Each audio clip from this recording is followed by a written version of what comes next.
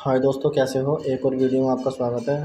तो दोस्तों, आज मैं आया हूँ देश की दूसरी सबसे बड़ी दरगाह। जी हाँ दोस्तों, देश की दूसरी सबसे बड़ी दरगाह, यानी कि पहली देश की सबसे बड़ी दरगाह ख्वाजा मोइनुद्दीन यानी अजमेर ख्वाजा साहब की दरगाह है, देश की सबसे बड़ी दरगाह। और जहाँ पर मैं अब आया हुआ हूँ, यहाँ पर देश की दूसरी सबसे बड़ी दरगाह है, जिन्हें अलाउद्दीन अली अहमद साबिर पाक कलियर के नाम से जाना जाता है।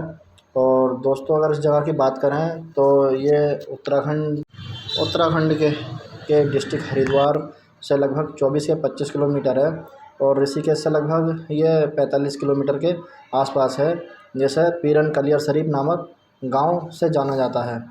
तो दोस्तों, यहाँ पर जो है देश की दूसरी सबसे बड़ी दरगाह है, और आज मैं कराऊँगा इस दरगाह की ज़ियारत। तो मैं लेके चलता हूँ। तो चलते हैं दोस्तों, वीडियो शुरू करते हैं। और वीडियो शुरू करने से पहले आप सब लोगों से एक ही गुजारिश है कि अभी तक जो भी मेरे चैनल पर नए आए हैं तो प्लीज़ मेरे चैनल को सब्सक्राइब करें और मेरी वीडियो को ज़्यादा से ज़्यादा शेयर करें और लाइक करें।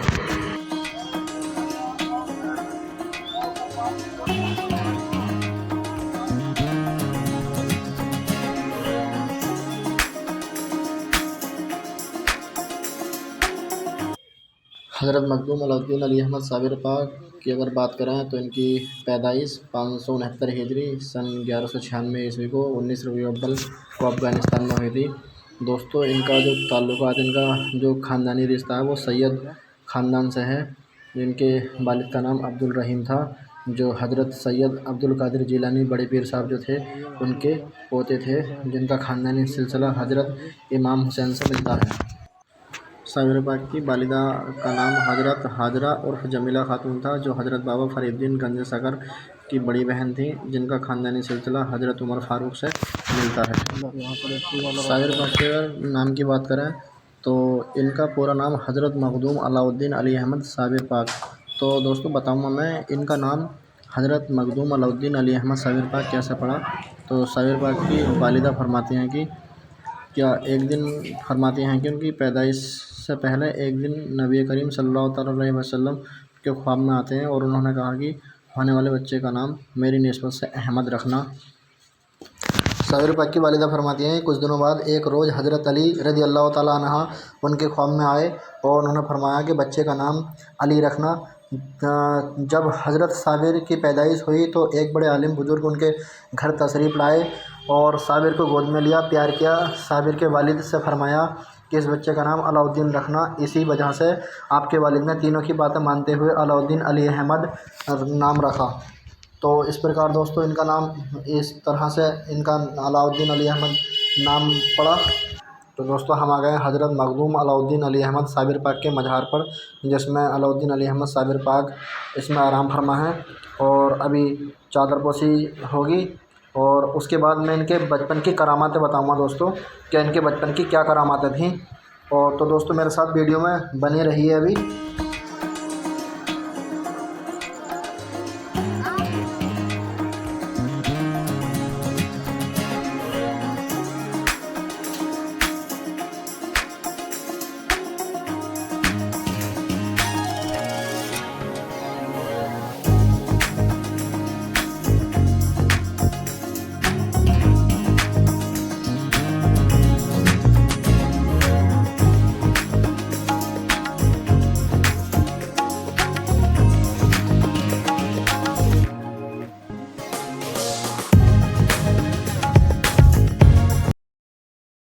तो दोस्तों, दरगाह हमने कर ली है। अब मैं बताता हूँ आपको साबिर पाक के बचपन की करामातें। तो दोस्तों, पैदाइश के समय से ही साबिर पाक एक दिन वालिदा का दूध पीते थे और एक दिन रोज़ा रखते थे। 1 साल की उम्र के बाद एक दिन दूध पीते तो 2 दिन रोज़ा रखते। 3 साल की उम्र होने पर उन्होंने वालिदा का दूध छोड़ दिया। उसके बाद माँ का दूध छोड़ने के बाद जौ की रोटी और चने की रोटी नाम मात्र के लिए ही खाया करते थे, ज़्यादातर ना तो रोज़ा ही रखते थे।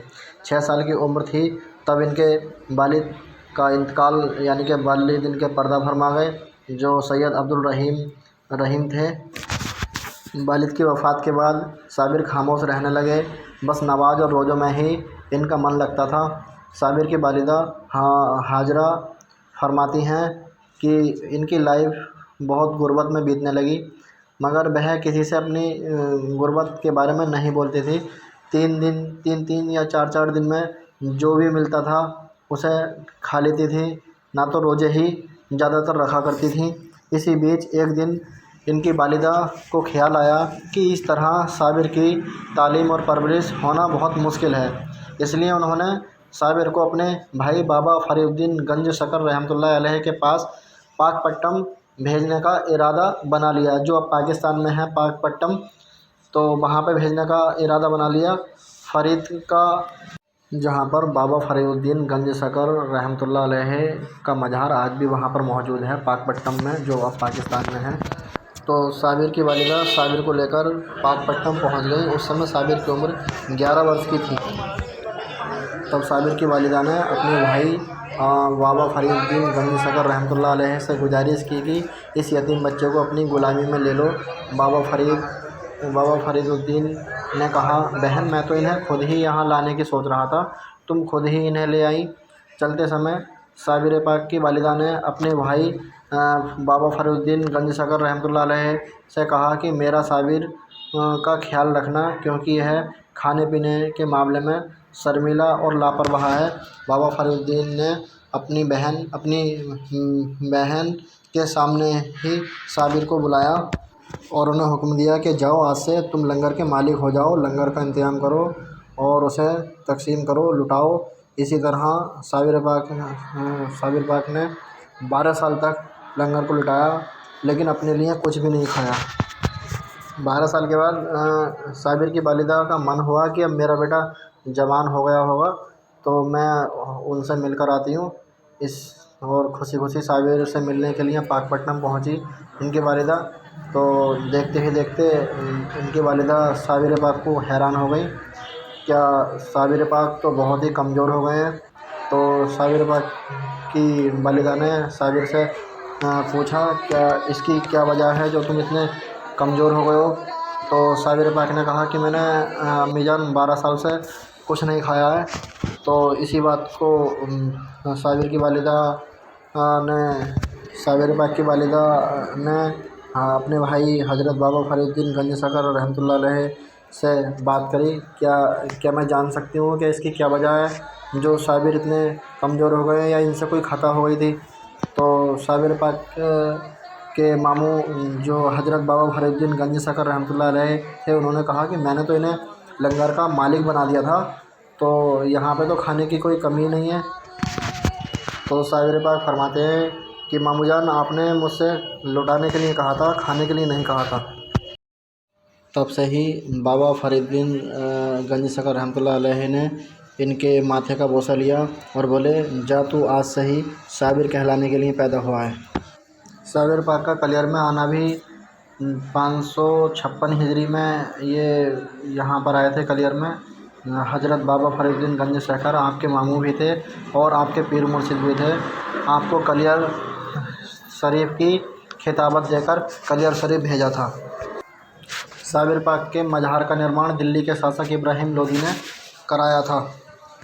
ये साबरी मस्जिद है। गूलर के पेड़ में लिखा धागा गूलर के पेड़ में लिखकर टांगा जाता है मन्नत मांगने के लिए।